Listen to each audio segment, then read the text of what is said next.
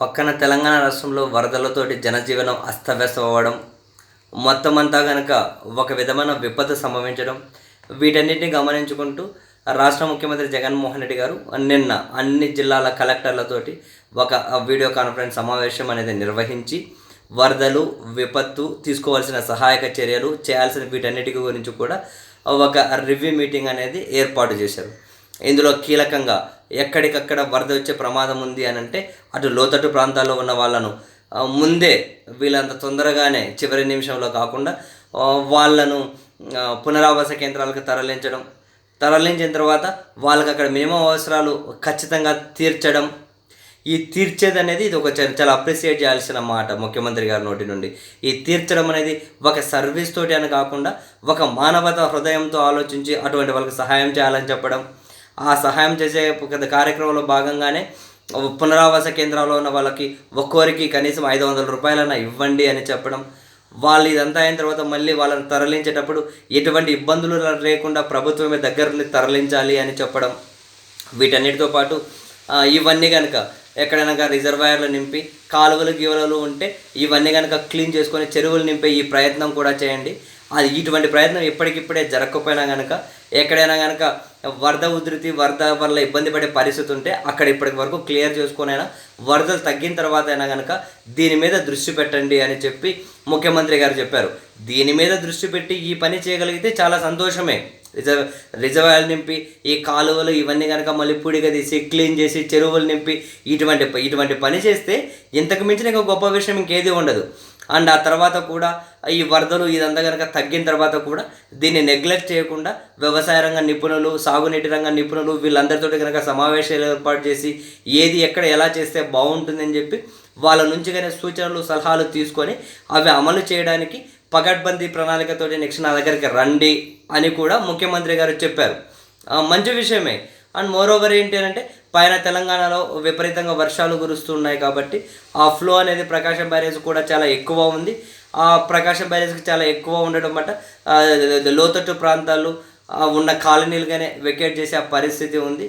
ఆ కరకట్ట మీద ఉన్నటువంటి ఇళ్ళకు కూడా నోటీసులు ఇచ్చి అక్కడ ఖాళీ చేయమని చెప్పారు. ఇప్పుడు ఏం చేద్దాం చూడండి.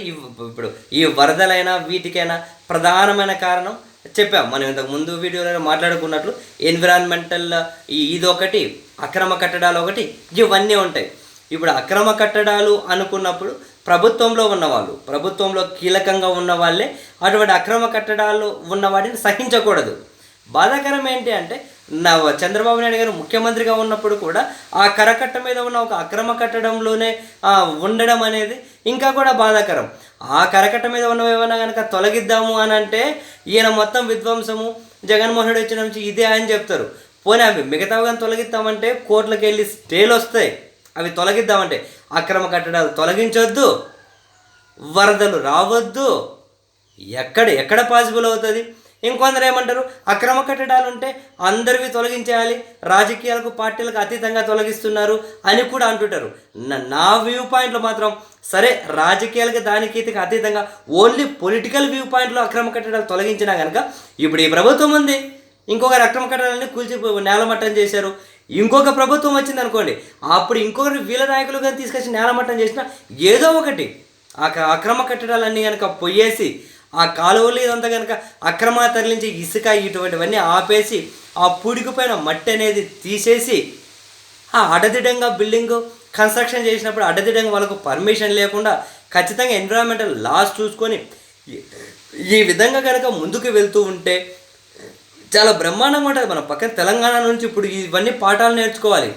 ఇప్పటికిప్పుడు ఇంకా రాష్ట్రంలో ఇంకా కనుక సిటీస్ ఎక్స్పాన్షన్ ఖచ్చితంగా భవిష్యత్తులో జరుగుతుంది కాబట్టి చాలా పెద్ద సిటీస్ కనుక వృద్ధి చెందుతాయి కాబట్టి వీటన్నిటికీ కనుక ఒక పగడ్బందీ ప్లానింగ్, కనీసం ఇటువంటి విపత్తుల రిలేటెడ్ అయినా కనుక ఈ లంచాలకు ఆశపడకుండా ఈ దరిద్రమైన ఎదవలు ఎవరైనా ఉంటే ఈ లంచాలకు అనేది ఆశపడకుండా ఈ ఒక్క విషయంలో అయినా విపత్తు ఇప్పుడు కాదు భవిష్యత్తు తరాలకు దూరదీర్చి వదిలేస్తుంది ఖచ్చితంగా. ఇంతకుముందు హైదరాబాద్ విషయంలోనే ఇంతకుముందు అటువంటి వాళ్ళంతా చేసిన తప్పులే కదా ఈరోజు ఆ తప్పులు పాపాలే చుట్టుకుంటున్నాయి. అటువంటి తప్పులు ఇక్కడ కానీ జరగకూడదన్న ఒక ప్లానింగ్ ప్రకారం ముందుకెళ్ళి చట్టాలను వైలేట్ చేసుకోకుండా కనుక ముందుకెళ్తే చాలా బ్రహ్మాండంగా ఉంటుంది.